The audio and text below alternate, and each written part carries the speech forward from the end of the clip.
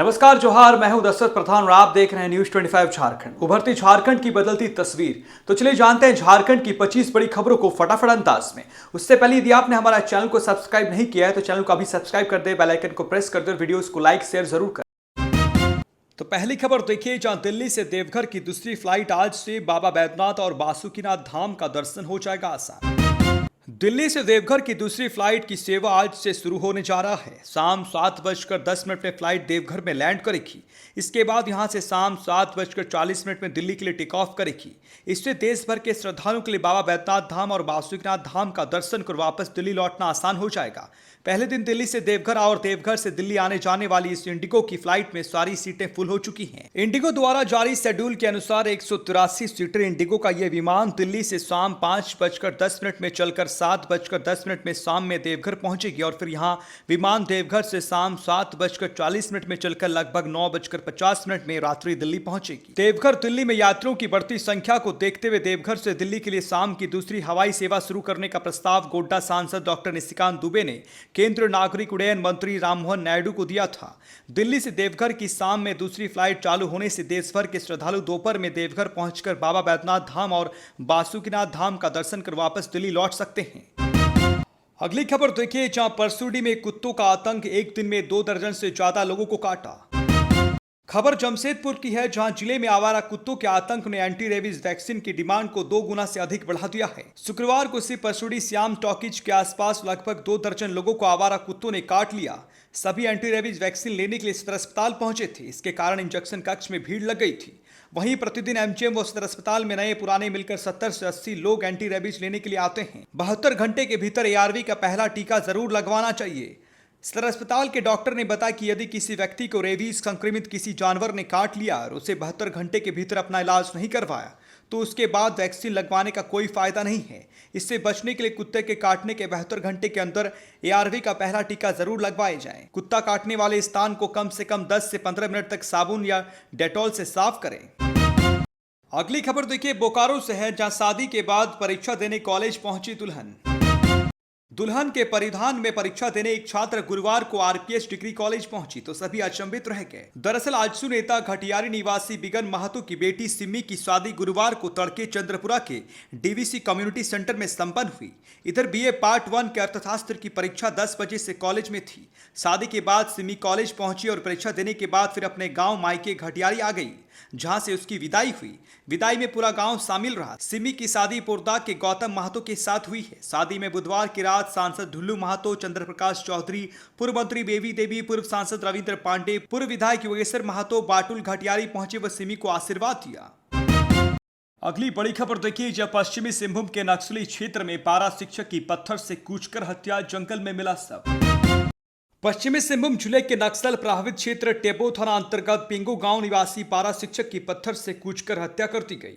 मृतक की पहचान पिंगू गांव निवासी 57 वर्षीय सनिका टोपनो के रूप में हुई है। सनिका बुधवार की सुबह स्कूल जाने के लिए निकला था, लेकिन शाम होने के बाद भी घर नहीं लौटा। काफी छानबीन करने के बाद जंगल से शव बरामद किया गया। पारा शिक्षक सनिका टोपनो बुधवार की सुबह करीब 6 बजे पैदल ही अपने घर पिंगू से लोहातू विद्यालय में पढ़ाने के लिए निकला था। काफी शाम होने के बाद भी जब वो घर नहीं लौटा तो परिजन उसकी तलाश में निकले, लेकिन कहीं कुछ पता नहीं चल पाया। इसके बाद अगले दिन गुरुवार की सुबह परिजनों ने टेबो थाना में गुमशुदगी का मामला दर्ज करवाया। पुलिस और ग्रामीणों के द्वारा काफी खोजबीन के बाद गुरुवार को हरसिंह कोचा के जंगल से पारा शिक्षक का शव बरामद किया गया। शव का सिर पत्थर से कुचला हुआ था। पुलिस ने शव को कब्जे में लेकर पोस्टमार्टम के लिए चक्रधरपुर अनुमंडल अस्पताल भेज दिया है। पोस्टमार्टम के बाद शव मृतक के परिजनों को सौंप दिया गया। अगली खबर देखिए, जहां बहरागोड़ा में कई पंचायतों में सिंचाई की व्यवस्था नहीं, पानी के बिना परती पड़े हैं खेत। पूर्वी सिंहभूम जिले के बहरागोड़ा प्रखंड को धान का कटोरा कहा जाता है। यहां साल में 2 बार धान की खेती होती है। हालांकि सरकार अपेक्षा के कारण करीब आधा खेत परती रह जाती है। दरअसल सभी क्षेत्र में सिंचाई की उपयुक्त व्यवस्था नहीं है। यहाँ के किसान काफी मेहनती हैं। निजी समरसेबल व बीज खाद खरीद कर खेती करते हैं। प्रखंड के लगभग 18,000 परिवारों की आय का मुख्य स्रोत खेती है। यहाँ के धान विभिन्न राज्यों में जाता है। प्रखंड में लगभग 40,000 सिंचाई नलकूप हैं। इस बार 18,062 हेक्टेयर में गर्मा धान की खेती का लक्ष्य है। पूर्वांचल समेत बहरागोड़ा के कई जगहों पर बेहतर खेती हुई है। धान पकने के कगार पर है। कई गांव में नहीं हो पाती है खेती। बहरागोड़ा प्रखंड की दर्जन भर पंचायत के कई गांव में सिंचाई की व्यवस्था नहीं है। उक्त गांव की खेत परती पड़े हैं। खेतों में किसानों ने गोबर डाल रखा है, बारिश होने पर हल चलाएंगे। वर्षों से ऐसा चले आ रहा है। किसान दर्जनों बार सिंचाई व्यवस्था की मांग कर चुके हैं। अब खेत होते हुए पाइपलाइन बिछाई जा रही है। प्रखंड की पाटपुर, मौदा, बनकाटी, पाथरी, मानुस मुड़िया, पाथरा, सांडरा, माटीहाना, बहुलिया आदि दर्जन भर पंचायत के गांव में पानी की व्यवस्था नहीं है। किसानों का कहना है कि अगर सिंचाई की व्यवस्था हो तो खेती से बेहतर आय होगी। कई गांव में सिंचाई की व्यवस्था नहीं है, ऐसे में किसान खेती से वंचित रह जाते हैं। किसान भगवान भरोसे खेती करने को बेबस हैं। झारखंड के चतरा में बड़ा हादसा, डैम में डूबने से 2 स्कूली बच्चों की मौत। झारखंड के चतरा जिले में डैम में डूबने से 2 स्कूली छात्रों की मौत हो गई है। हादसे के बाद सूचना मिलते ही परिजन डैम पहुंचे और स्थानीय तैराकों की मदद से दोनों बच्चों के शवों को बाहर निकाला गया।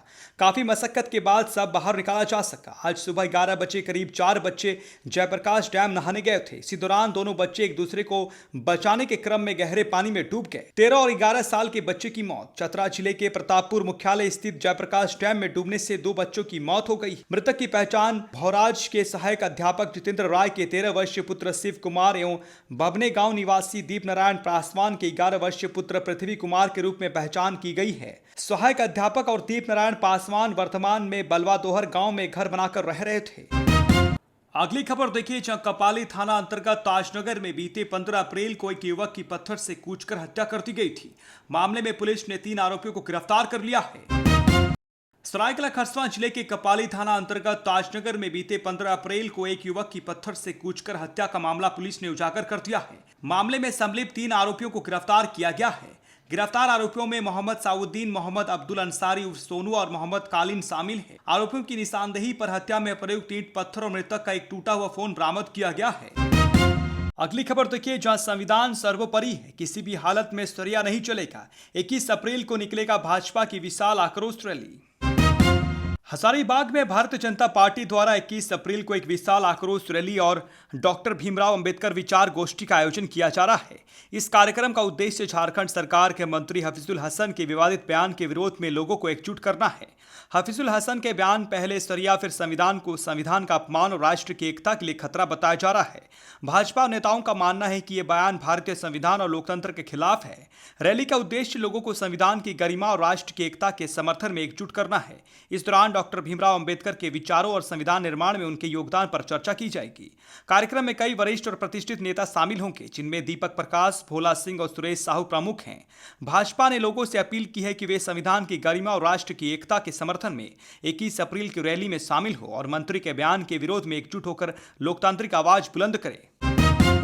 अगली खबर देखिए, चतरा से है, जहां पैसा देने वालों को मिला बल्ब, बाकी अब भी अंधेरे में। आदिम जनजाति गांव को रोशन करने के सरकारी प्रयासों को संवेदक की मनमानी और विभाग की लापरवाही पलीता लगा रही है। कुंदा प्रखंड के सोरहालाट गांव में प्रधानमंत्री आदिम जनजाति विकास योजना के तहत होम लाइट सोलार सिस्टम लगाया गया, लेकिन गांव के अधिकांश लाभुकों को अभी तक इसका पूरा लाभ नहीं मिल सका है। जानकारी के अनुसार 1.5 माह पूर्व जेरडा द्वारा गाँव के 14 आदिम जनजाति परिवारों को सोलार सिस्टम उपलब्ध कराया गया था। इसमें सोलार पैनल, बैटरी, इन्वर्टर और पंखा शामिल था, लेकिन कई लाभुकों को बल्ब तक नहीं दिया गया, जिससे वे अब भी अंधेरा में रहने को मजबूर हैं। गांव की बिगनी बिरोहिन ने बताया कि उनके घर में सोलार सिस्टम तो लगा है, लेकिन बल्ब नहीं मिला है। पंखा है, इन्वर्टर है, लेकिन बिना बल्ब के क्या रोशनी मिलेगी। उन्हें दुख व्यक्त किया है। बुधन बिरहोड़ ने आरोप लगाया है कि जिन लोगों ने मिस्त्री को पैसा दिया उन्हें बल्ब मिला, जबकि जो नहीं दे सके उन्हें आज तक बल्ब नहीं मिला। साथ ही सोलार पैनल लोहे की कमजोर पाइप पर लगाया गया है, जो हवा चलने पर हिलता रहता है और कभी भी गिर सकता है। सबसे गंभीर आरोप सुदीप बिरहोड़ ने लगाया। उन्होंने कहा कि जब उन्होंने सिस्टम लगाने वाले मिस्त्री को पैसा नहीं दिया तो उसने उनके घर से इंडियन गैस सिलेंडर उठाकर ले गया और कहा कि पैसे देने पर ही वापस करेगा। गांव के लोगों ने योजना में हो रही अनियमितता को लेकर नाराजगी जताई है और जेरडा व जिला प्रशासन से इस मामले की जांच कर दोषियों पर कार्रवाई की मांग की है। सरकार की मंशा भले ही गांव-गांव रोशनी पहुंचाने की हो, लेकिन जमीनी हकीकत में लापरवाही और भ्रष्टाचार अब भी आदिवासी परिवारों को योजनाओं के लाभ से वंचित कर रहा है। झारखंड की बड़ी खबरों की इस खास बुलेटिन से जुड़े रहने के लिए धन्यवाद। न्यूज़ 25 झारखंड चैनल को अभी सब्सक्राइब करें, वीडियोस को लाइक शेयर जरूर करें।